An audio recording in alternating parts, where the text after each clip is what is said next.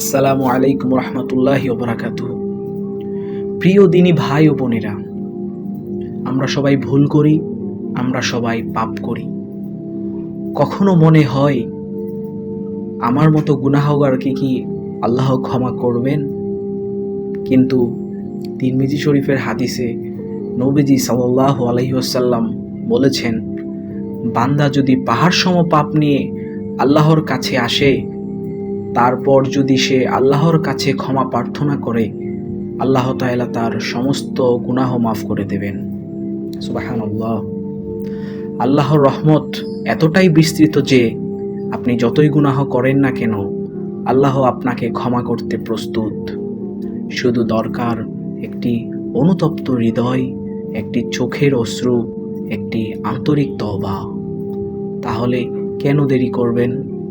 আজই আল্লাহর দিকে ফিরে আসুন, কারণ আপনার রব আপনাকে শাস্তি দিতে চান না, তিনি চান আপনি জান্নাতের পথে ফিরে আসুন। আল্লাহ তাআলা আমাদের সবাইকে হেদায়েত দান করুক। আমিন।